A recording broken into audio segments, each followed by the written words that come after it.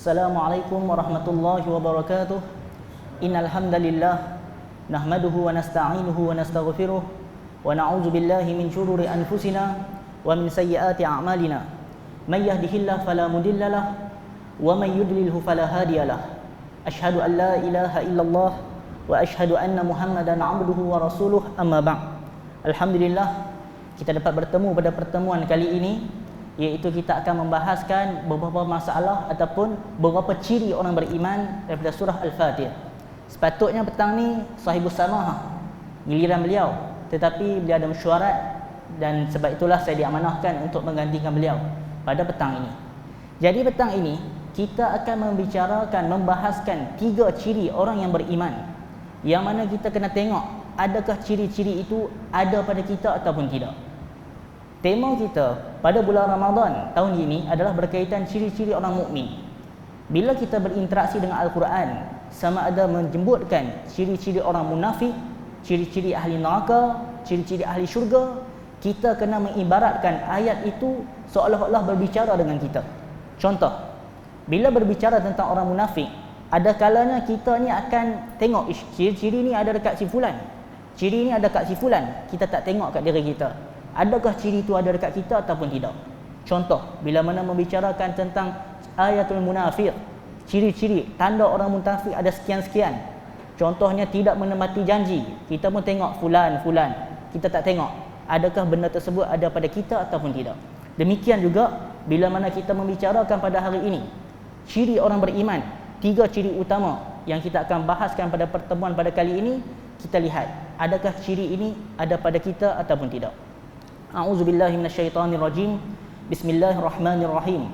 Innal ladzina yatluna kitaballah, sesungguhnya orang-orang yang mana mereka membaca, mengikuti kitab Allah, wa aqamus salah, dan mereka mendirikan solat, wa anfaqu mimma razaqnahum, dan mereka menginfakkan ke jalan Allah daripada apa yang mana Allah Subhanahu wa taala, daripada sebagian harta yang Allah telah berikan kepada mereka, sirran wa alaniyah, menginfakkan itu dalam hal keadaan secara sir, secara sembunyi, wa alaniyah, ataupun dalam keadaan terang-terangan.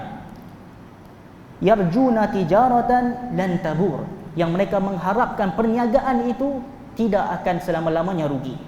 Jadi ini kita akan membahaskan 3 ciri ini. Yang pertama, innal lazi, sesungguhnya orang-orang yang mana yatluna kitab Allah, yang membaca, mengikuti kitab Allah. Dalam ayat ni tak sebut yaqra. Yaqra membaca. Yatlu, kalau tuan-tuan tengok dalam terjemahan pun dia akan tulis membaca. Membaca kitab Allah. Tetapi kita kena ketahui ada perbezaan antara yaqra ataupun qara'a, perkataan membaca dengan tilawah berbeza. Qira'ah dan tilawah dia ada perbezaan sedikit. Walaupun kedua-duanya kalau tengok terjemahan sama. Saya yakin kalau tuan-tuan buka terjemahan pun dia akan tulis membaca, iaitu tilawah di sini, yatlu sebagai tilawah, membaca. Apa perbezaan antara yaqra, iaitu membaca, dan juga tilawah? Perbezaannya adalah bila mana disebutkan tilawah, dia bukan sekadar membaca, tetapi ia mengikuti. Jadi ciri orang beriman dalam ayat ini adalah yatluna kitab Allah, mereka membaca dan mengikuti kitab Allah. Kerana kalau kita tengok pada zaman Nabi SAW, yang solat di belakang Rasulullah bukan hanya para sahabat, tetapi orang munafik juga solat belakang Rasulullah.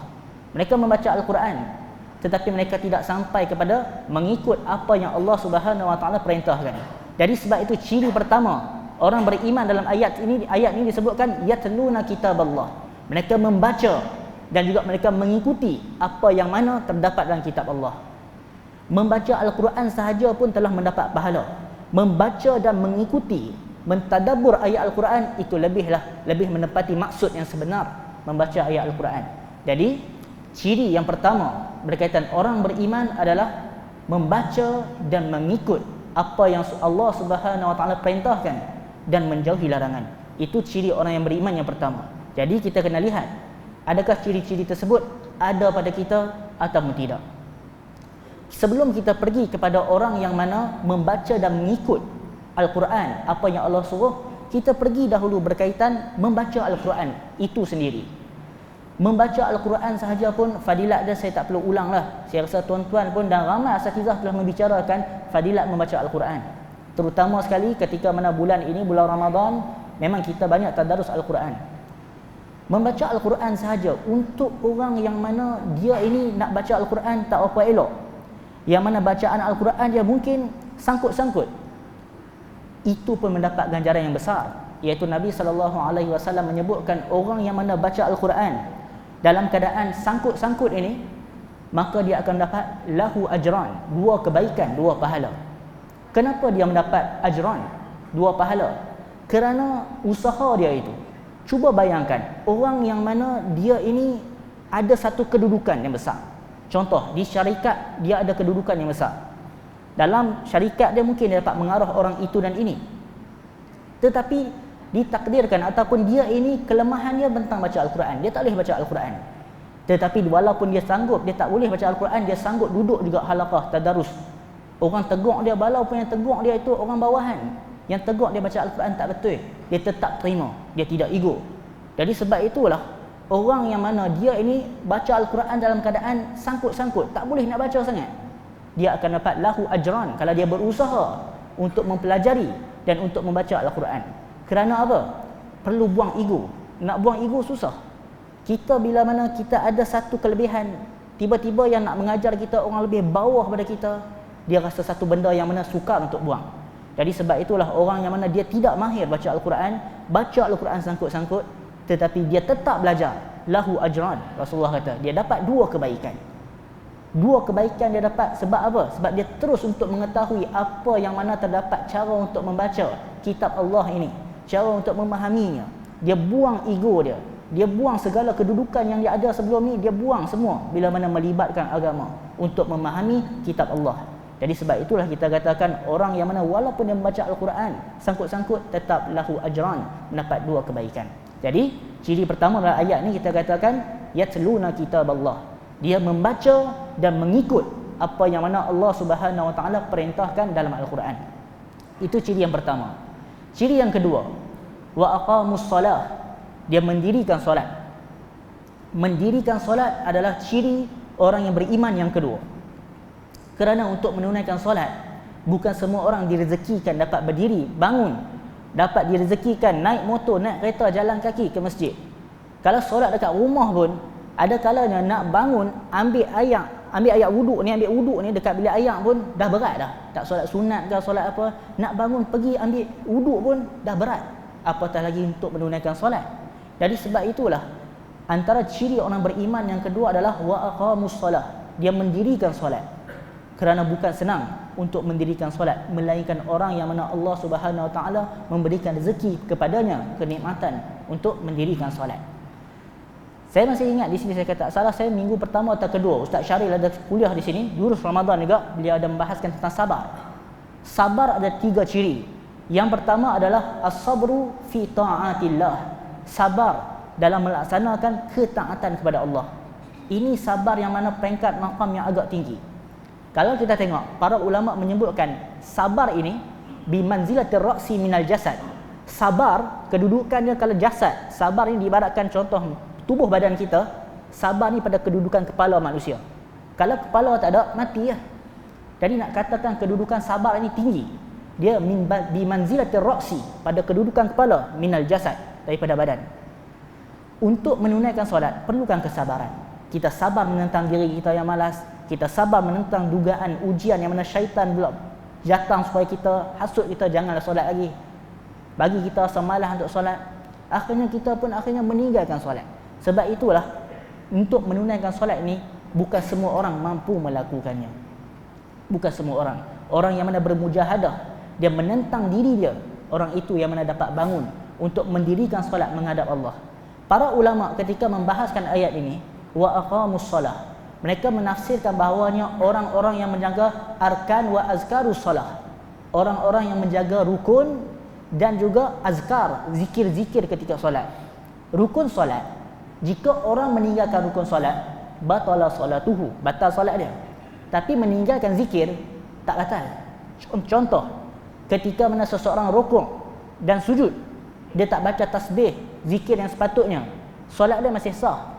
orang yang beriman, ciri-ciri orang beriman dalam ayat ni, wa aqamus salah, disebutkan oleh para mufassir bukan sekadar dia menunaikan solat, tapi dia jaga rukun dan juga dia menjaga apa?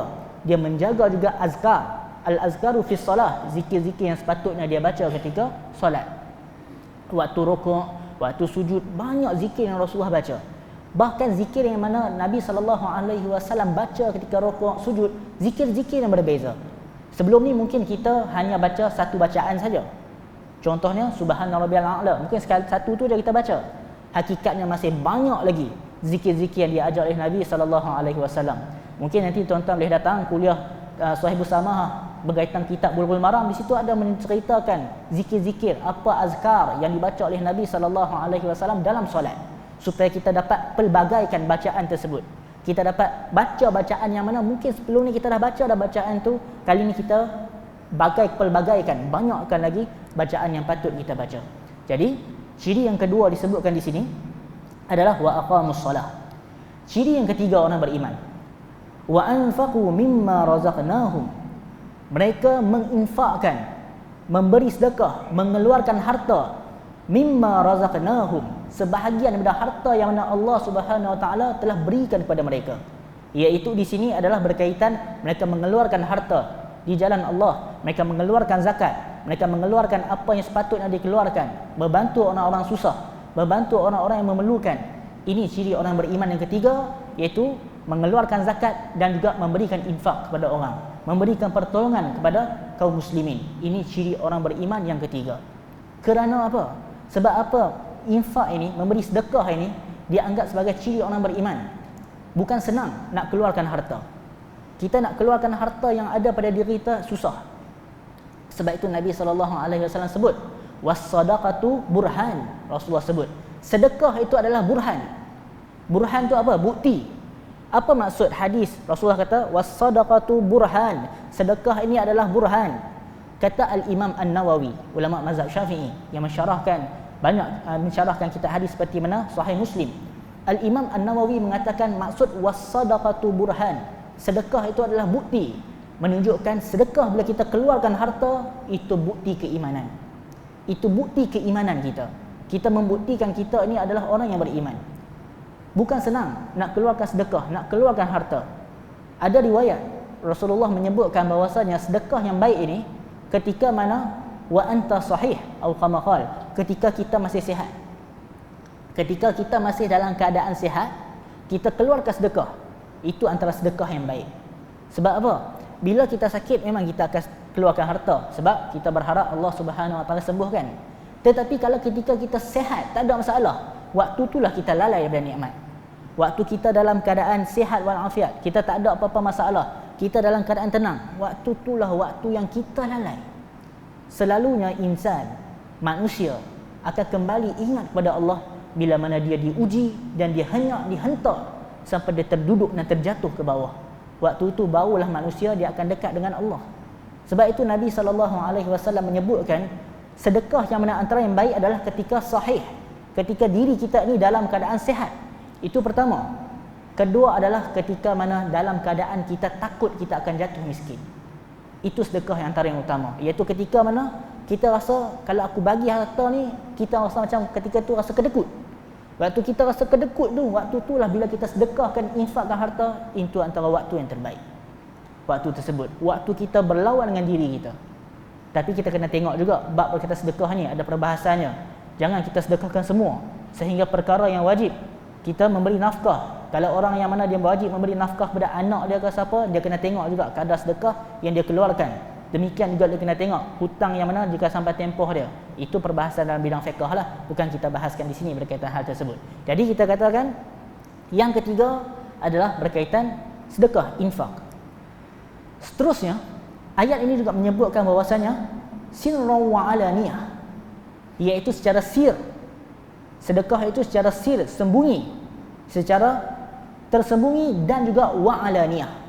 Alaniyah secara terang-terangan. Kedua-duanya dibenarkan dalam agama. Sedekah secara sembunyi dan juga alaniyah. Alaniyah itu secara kita mengiklankan secara terbuka, tidak ada masalah. Itu bukan satu benda yang dilarang. Sebab itu ada kalanya kita ini diuji, terutama di laman sosial. Yang diuji bukan orang yang upload. Kadang-kadang yang diuji kita yang lihat ni diuji. Iaitu kita akan sangka buruk dekat orang. Kalau orang dia upload, dia sedekah ke apa, kita akan sangka buruk. Kita kata, dia ni. Kita sangka buruk. Sedangkan kita tidak disuruh pun untuk tengok apa yang ada dalam hati dia. Kita tidak akan dipertanggungjawabkan. Sebab itu dalam hidup kita ni, ada kalanya perbuatan orang lain ujian untuk kita. Jika sahabat kita itu dia sedekah secara terang-terangan, itu bukan satu benda yang dilarang. Bahkan itu dibenarkan. Allah sebut dalam Quran, kita baca tadi, alaniyah, sedekah secara terang-terangan, itu dibenarkan. Walau bagaimanapun kita ketahui secara sir, tersembunyi, itulah yang lebih baik. Tapi itu bukan satu kesalahan jika seseorang itu dia menginfakkan harta secara terang-terangan. Kenapa? Bila orang yang dia sedekah secara terang-terangan, sebab dia nak mentunjuk contoh pada orang lain supaya orang ikut jejak langkah dia. Bila seorang yang mula sedekah, orang lain dia ikut. Itu maksud orang yang mana dia sedekah secara alaniah. Sebab itu dia melakukan perkara tersebut. Kita jangan cepat mengatakan si fulan itu riak, si fulan ini sekian-sekian. Kita jangan kata macam tu. Kalau pengalaman saya sendirilah, saya pergi masjid-masjid mana pun. Kalau waktu soal jawab, tak ada orang tanya soalan. Tapi bila seorang dia mula angkat tangan, yang lain pun akan adalah soalan kedua, ketiga dan keempat. Maksudnya seorang ni dia akan buka dulu. Dia yang akan mula dululah sekali, baru orang lain akan ikut. Sama macam sedekah. Bila mana seorang yang mana dia melakukan kebaikan, nanti akan adalah orang yang mana yang seterusnya dia akan ikut, dia akan follow. Bila orang dah tunduk sedekah yang baik ni, orang yang kedua, ketiga dia akan tunduk ataupun dia akan ikut juga apa dilakukan oleh orang pertama. Jadi sebab itulah bila kita berinteraksi di laman sosial, ada kalanya bukan sahaja kita kena menjaga apa kita nak post, kita kena jaga hati kita juga. Kadang-kadang itu post orang lain, kita yang sakit hati lebih. Itu post orang lain, kita yang tiba-tiba kita pula pergi kata dia ni riak, dia ni. Kita yang mana pergi menghukum orang lain. Sedangkan itu antara dia dengan Tuhan, antara dia dengan pencipta. Tidak ada urusan dengan diri kita, berkaitan benda dalam hati orang. Kita tidak disuruh pun untuk mengkaji, untuk melihat apa yang tersembunyi di dalam hati manusia. Jadi sebab itulah ini 3 ciri utama yang mana apa? Yang Allah Subhanahu Wa Taala sebutkan dalam ayat yang mana kita sebutkan ini. Di akhir surah ini ataupun di akhir ayat ini, Allah Subhanahu Wa Taala menyebutkan yarjuna tijaratan lan tabur. Yang mana mereka buat tiga tadi golongan tadi. Yang pertama yatluna, yang mana membaca kitab Allah. Yang kedua wa aqamus salah. Yang ketiga menginfakkan harta. Ketiga-tiga ni mereka buat sebab apa?